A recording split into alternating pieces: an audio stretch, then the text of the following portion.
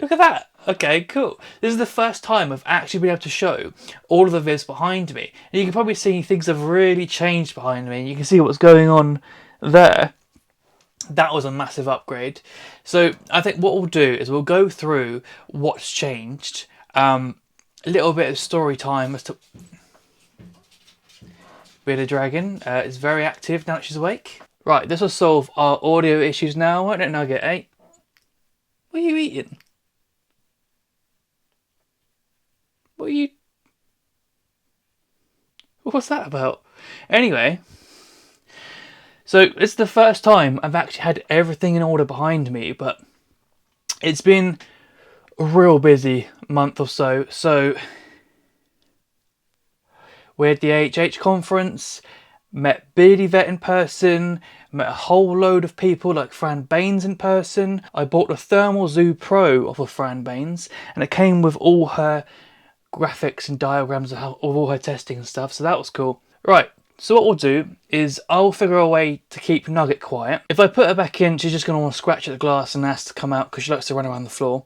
We'll go through, talk about all the upgrades that have happened, and then what we'll do is feed all the snakes after they've been awake. And I'll explain the breeding plans this year, or hopefully breeding plans, and we'll talk a little bit about where I work and stuff now, so... Cool, okay, right. You're going to go back in, Nugget, and you're going to be quiet, alright? Right, let's grab you and let's start looking at the upgrades and what's changed. So we've got the typical stack that I had before. It's a little bit of a mess right now. I'm pretty much just storing things, anything and anything in these gaps. But we've got Olivia up here in her typical setup. It's quite barren for my standards, but the plan is... Nugget, stop it. The plan is I want to pair her with Laszlo, the new male. So I'm keeping it pretty much barren at the moment so that when I pair them together, we aren't going to have the problem of not being able to see what's going on and being able to get in there and separate them if need be. This year they've been brumated at 10 degrees, and this year I'm going to feed them a lot more leading up to pairing and stuff. So hopefully there'll be a bit more interest this year. So she is currently... Oh, there she is. She's under all of this down there.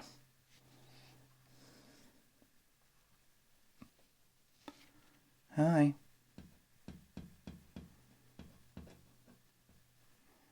Here she comes. So Olivia's up and awake. So what I've done is I've given them like some fuzzies each just to get their metabolism started, and then they're going to get their first actual mouse today.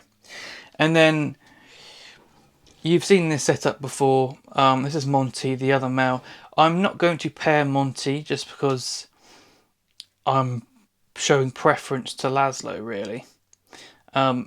He is going to keep the same complexity as he has before because obviously I don't care about dragging him out to pair.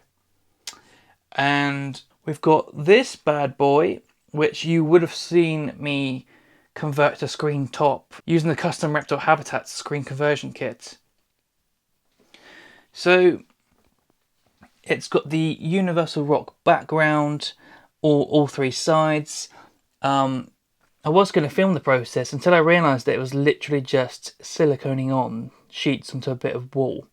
I didn't think it would be that interesting. So you can see king snakes don't climb.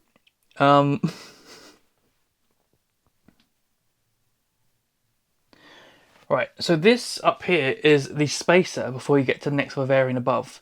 So if I open this, you can see the screen top from above.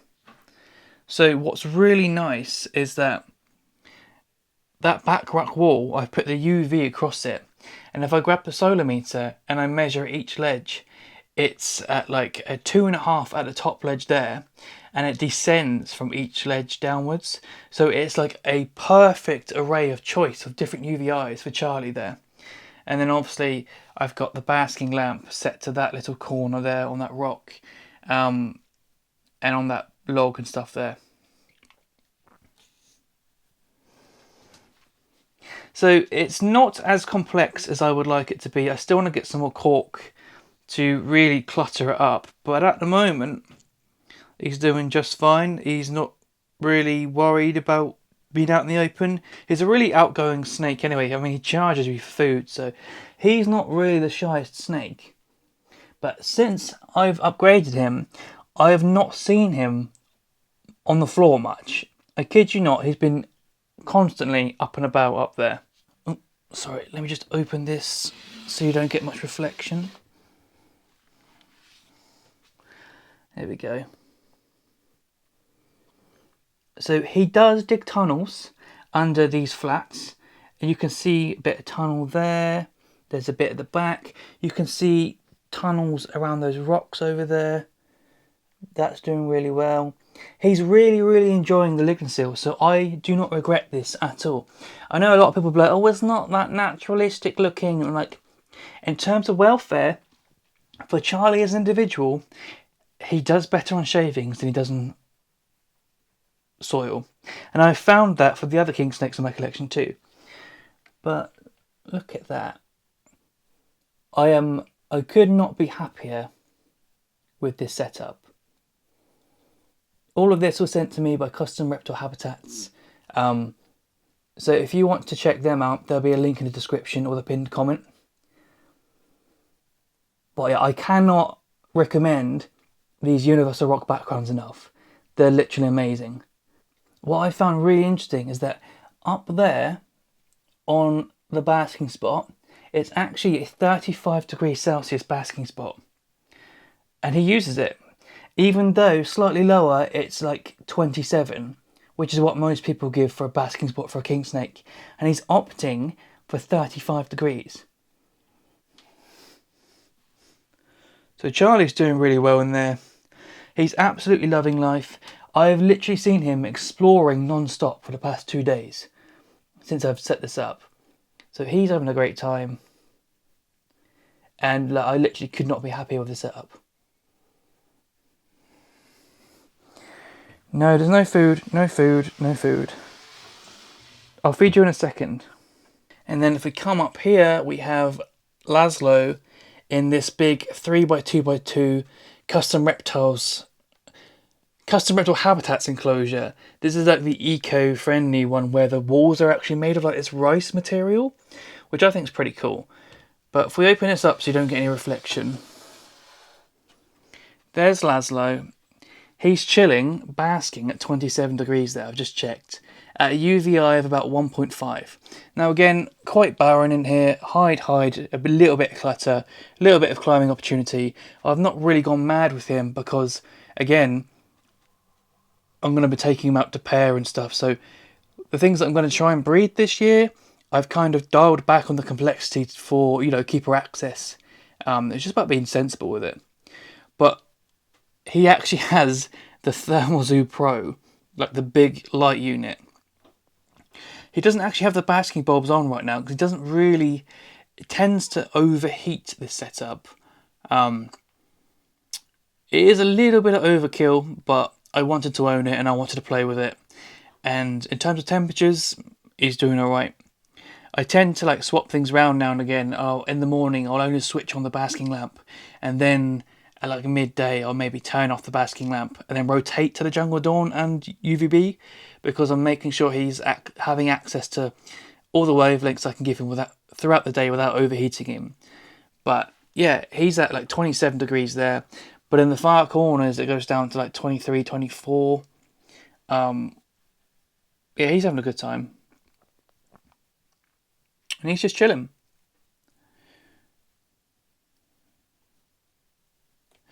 So it's much more space than he previously had. I still want to add more climbing opportunities for him, but you can climb a pretty good amount. The ability to climb is there, so I'm quite happy with that. So now we've got that enclosure, and then we've got the spacer, which is pretty much just so I can have all the lighting hidden but stack it still, and then him up there, which I actually need a stall to access him. So this is very tall in this room, but It's doing alright. I mean, I would show you the bearded dragon, but I'm going to save that for the deep dive, which I am slowly making progress on. I got to listen to Beardy Vet's talk at the weekend when I went to the AHH conference, and that was amazing. But yeah, the past few months, start of 2022, have been a bit up in the air for me. Had a lot going on, a lot changed. Started a new job at a reptile shop, so I'm working with God knows how many types of cyclora, crocodile monitors, armadillo lizards. There's rattlesnake at work, Gila monsters, Komodo Island insularis.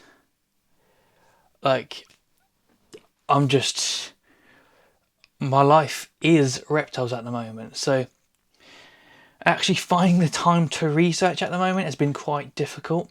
And I was going to film the whole process of building all of this, doing the whole putting together the setups from custom reptile habitats, but I saw how the first one went on how to convert to a screen top and didn't really do so well. And I thought people might just want to see what's happened, but not see this how-to. We don't really care. We just want to watch reptile content and occupy our brain, sort of thing. So I thought, you know what? I'll just get on with it. I didn't have time anyway. Didn't have the daylight hours. I was just going to get it done, move forward, and get back to being able to research and stuff. It's the first time I've actually put myself in front of a camera for God knows, and I'm a little bit hyper at the moment, but I went to the Advancing Herpetological Husbandry / British Herpetological Society event conference this past weekend, and it was just the best thing ever. There was talk from Robert Mendyke flew over from the US to do a talk on varanids. You had the keepers from Chester Zoo doing a talk on Komodo dragon husbandry. You had keepers from Birmingham Wildlife Park talking about Uromastyx husbandry and then breeding the Saharan Uromastyx. And they're actually talking about they use a human microclimate in the corner mixed with sand and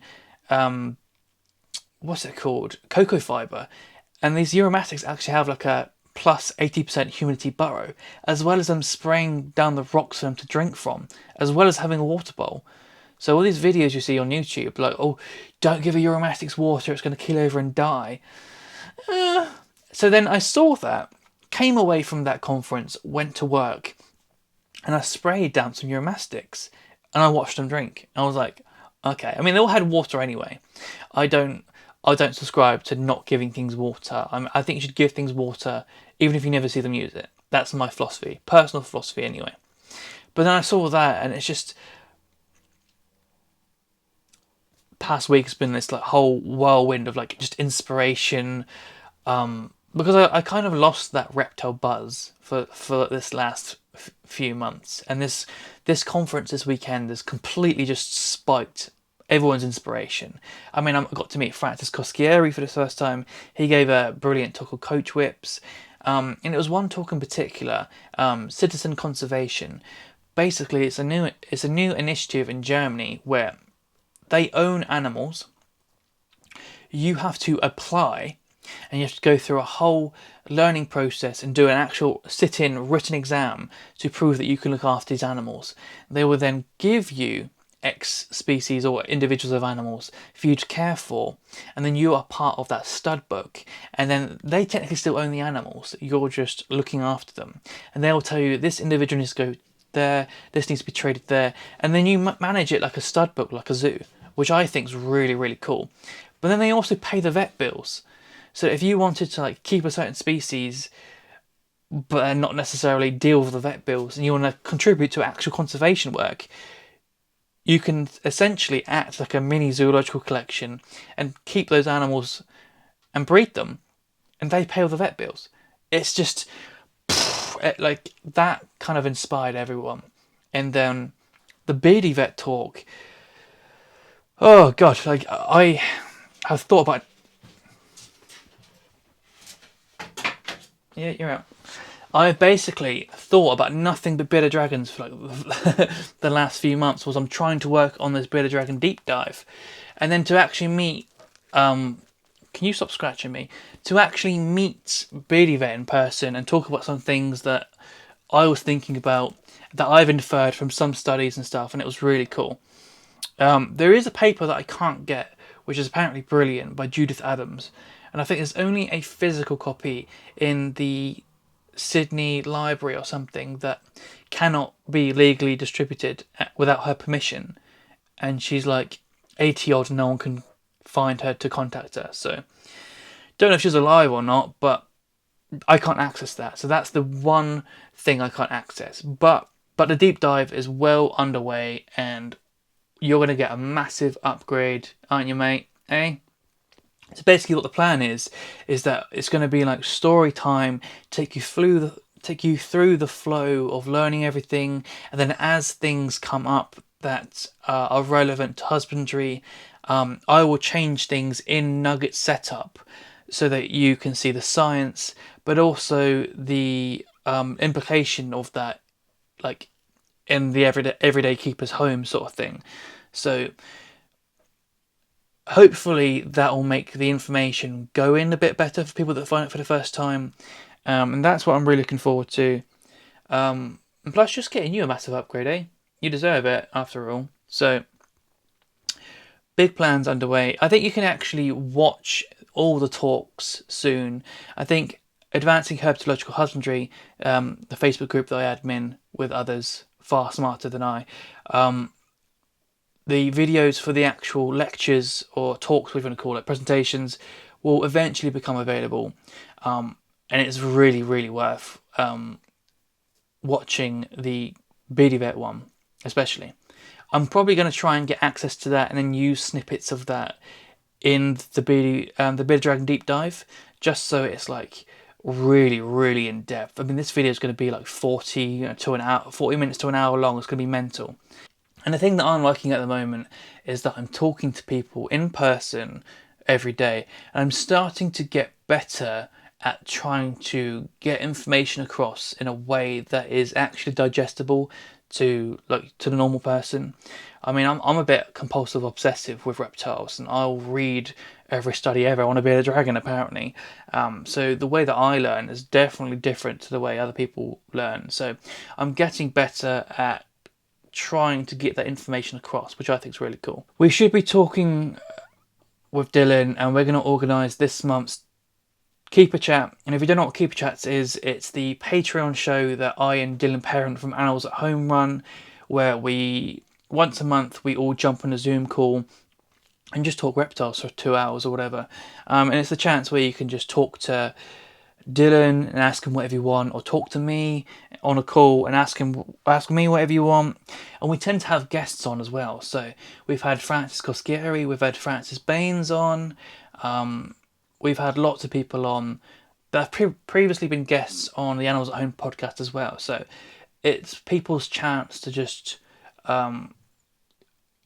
talk away about reptiles and whatever's going on in life, and then talk to these people you wouldn't normally have access to for 2 hours and ask them whatever you want. And that's pretty cool. But yeah, if you're interested in that, head over to the Patreon. I'm probably going to be talking hyper like this in the next one. I'm going to give everyone like a detailed download on what happened at the conference. I met Chaz from Snakes and Adders. Well, I met drunk Chaz from Snakes and Adders. I mean, it was just, the whole thing was amazing. I'll probably talk more about what's going on at work, what the different species I get to work with, and things that I've got planned. Yeah, there's just a lot going on. There was a talk on rodent welfare and how they get euthanized for food. And during the talk, this is the chief scientific advisor for U4 in the UK, which is a big animal welfare charity. And he gets to one slide, and it's just a screenshot of my face from a video. And he basically said, everything that Liam said in his video about frozen thawed and live feeding is exactly what I would say anyway. So just go watch that. So this is the big names now, and it's just saying, yeah, just go watch a video from Reptiles and Research. But only a small channel, what do I know? It's only the big guns from all the animal welfare charities and stuff saying watch my videos and that now. And it was really interesting to hear his thoughts on live feeding and stuff. I'll go into that on Patreon because we could talk about that for hours. You know, like ethics and welfare are entirely separate, so it's a whole thing. Right, what we're going to do, rather than rabble on for half an hour, is we're going to pop Nugget back. You will eventually see all about Nugget and her setup and that once I get into the deep dive. But yeah, let's pop Nugget back and then we'll start feeding snakes. I know I'm dicking about here and I could just give him... Where are you going? I am dicking about here and I could just give him... There you go. Oh, there we go. I'm trying to get a good view, but what I'm trying to do lately is like constrictors. I'm trying to get them to engage in more naturalistic behaviour. So I do kind of like to waggle the rodent a little bit whilst they've got it. So I'm like, right, constrictors have to constrict. Like you actually have to exert those muscles and engage in that naturalistic behaviour that you were born to use, really. Yeah, we're going to give him a second one. But what I'm going to do is I'm going to pop it up high and we'll see if he finds it. Right, and I've just popped it up high. Let me just show you where it is. It's just up there. Oh, whoopsies. It's just there on the ledge. So we'll give it a bit of time. Charlie likes to constrict for about half an hour before he eats. So we'll go do some other snakes and then we'll pop back to look at Charlie. Wait, I think I see Monty at the back. Normally I actually would just drop feed Monty at his basking spot. Come on. He will snatch this from me, and he does make me shit myself a little bit.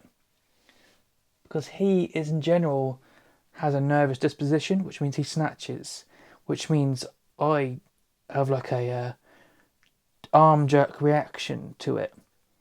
And I can't help it.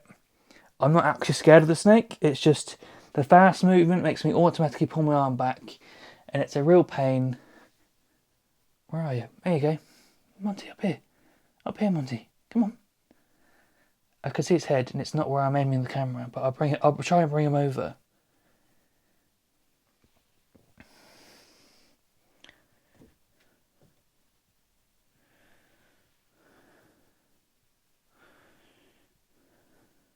Oh, he's coming. He's going to snatch. As soon as he gets within snatching distance, he will snatch. So come on. Come down here. So he's going to come from above, ready? Here he comes. I'll try not to pull my arm back. I do it naturalistic. There we go. Hey! There you go. Now constrict. Constrict. Constrict. I'm just tugging on his leg a little bit. There you go. Constrict it. Constrict it. Go on, wrap.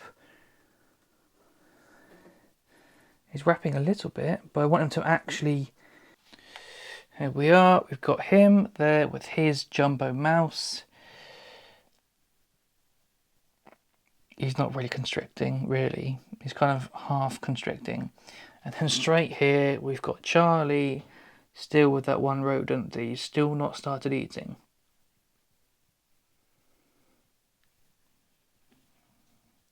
He's dragging his food away into the darkness. So we'll leave him to it and we'll move on to Olivia, the big female.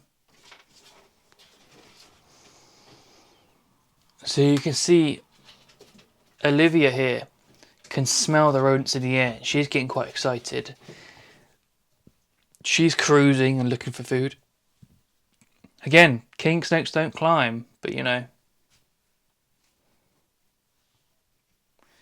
Right, if I feed her here, that should be good. Nugget's getting quite excited because things are happening.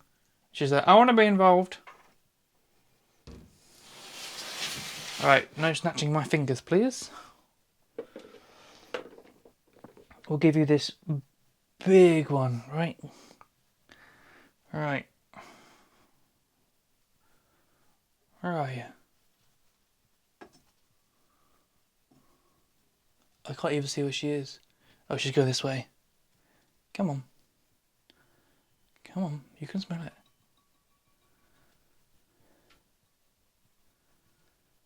Here she comes. Why are you going forward and not sideways where I'm aiming this?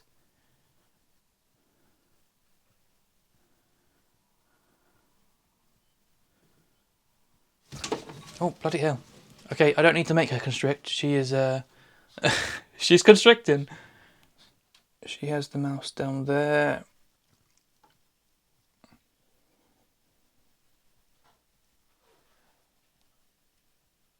Yep, and she's going to enjoy that, and we're just going to leave her to it. Also, why do people never give MBKs UVB and stuff? They shine blue under it. Why would you not want to have a pretty snake displayed in a way that makes them even prettier? Makes no sense to me whatsoever. Right, so this setup is so high up that I don't actually... the tripod's not tall enough to show you, so what I'm going to do is I'm going to try and do something cool, whereas I'm going to put you actually in the setup, as long as it doesn't lunge forward for my hand. I'm going to put you right there, and then I'm going to try and feed in the mouse right in front of the lens.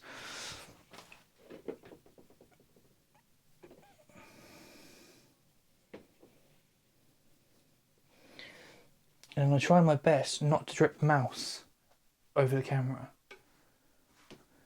Right, here we go. Here we go. Here we go. Look, it's a mousey mouse.